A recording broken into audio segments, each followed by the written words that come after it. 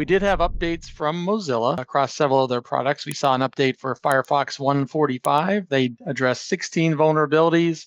It was rated high. Be aware of that one on the browser side. I know a lot of people use Firefox and definitely want to keep up with that one.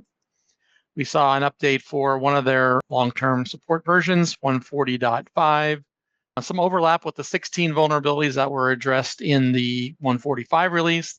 There are 9 of those here. So those were covering everything from remote code execution through information disclosure. So several vulnerabilities there you want to be aware of.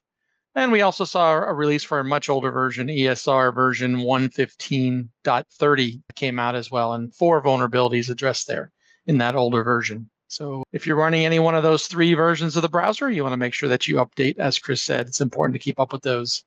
We do include some of the Creative Cloud updates that we support here, so I'll go through 4 of these very quickly. There was an update for InDesign. It was rated critical, addressed 4 vulnerabilities there. Just like with the Mozilla vulnerabilities earlier on the Adobe side as well, none of these are known exploited, so there are no 0 days as far as that goes. But you obviously want to keep up to date with updating your application. So we have an update for InDesign addressing 4 distinct vulnerabilities. Those of you that use Adobe InCopy, 3 vulnerabilities here, addressing the latest 2 versions that they support. We did see an update for Photoshop, just a single vulnerability. Again, all these are rated critical. And interestingly enough, all these vulnerabilities in Creative Cloud this month were all RCE or arbitrary code execution, as the way they call it on the Adobe side. So definitely something you want to address. And finally, we do see an update for Illustrator addressing 2 vulnerabilities there as well. Again, all these applications will require a restart after you patch them. On the Windows 11 side, after the huge number of vulnerabilities addressed last month, we did see quite a drop, just 38 this month. Chris did talk about CVE 2025-62215, which is known to be exploited. It's also the one that carries over into the Windows 10 world, as he was speaking about there as well. I see that I did not include the links to the 2 KB articles. I didn't highlight those, even though they are listed here. So we'll have to get that updated for you. But there were updates across the board for 23H2, with that last version, as Chris said, of Windows Professional, Windows 11 Professional, as well as the updates all the way through Server 2025 as well. So continuing to get those. There was one known issue. You might remember throughout the month, there was an out-of-band patch around WSUS. There's apparently still some issues around that. It's not properly displaying the error reporting. So be aware of that one. This functionality has been temporarily removed to address this particular vulnerability. You can read a little bit more about this in the KB articles if you want to take a look, but that's the only known reported issue on these Windows 11 updates this month. As far as Office goes, we did see a couple of updates here. Again, the number of on-premise versions are definitely dropping. We're seeing under this particular bulletin, and we lump these together arbitrarily under this bulletin, by the way. There is an Office long-term servers channel for Mac 2021 and 2024.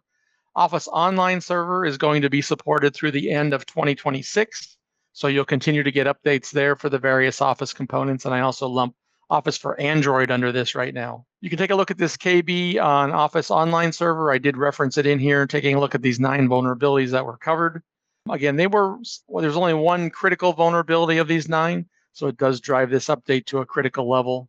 I also made a note down here at the bottom. Chris was talking about this earlier. I was reading, it was kind of interesting in the KB articles that Microsoft is still going to periodically release some updates for these older and now end-of-life versions, even though only 1 month out.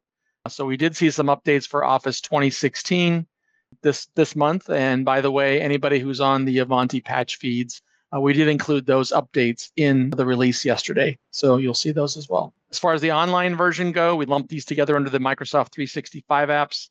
That includes not only 365 apps, but long-term servers channel 2021 and Office long-term servers channel 2024 as well.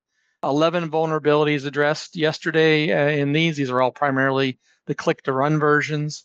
And again, Microsoft says they may periodically release updates for end-of-life versions. And we did see some updates for 2019 as well released yesterday. So be aware of that. If you're still running an older version, there is still an update available beyond the October release. We did see an update for SharePoint Server, only addressed a single vulnerability. Did have the 3 different KB articles across the different versions that are supported, including a Subscription Server, Enterprise 2016, and SharePoint Server 2019. Now, there is a known issue in here, and I wrote about it here in the known issues section. If you go into any of these KB articles, it talks about what you can do there. There is some PowerShell commands you can run to fix this in a more automated fashion. They do give a workaround. So definitely click into the article there. It has to do with basically setting up the domains to work properly with the farms that are set up out there. So be aware of that one as a known issue on SharePoint Server. We did see an update for SQL Server. They did release updates for both the GDR as well as the latest cumulative update versions. The only one that has actually changed number-wise is around Server 2022. We did see an update from CU20 to CU21. They did address one vulnerability. Again, it's not a publicly disclosed or known exploited vulnerability, but just be aware if you're running SQL Server, you might want to take this into account this month and run an update there.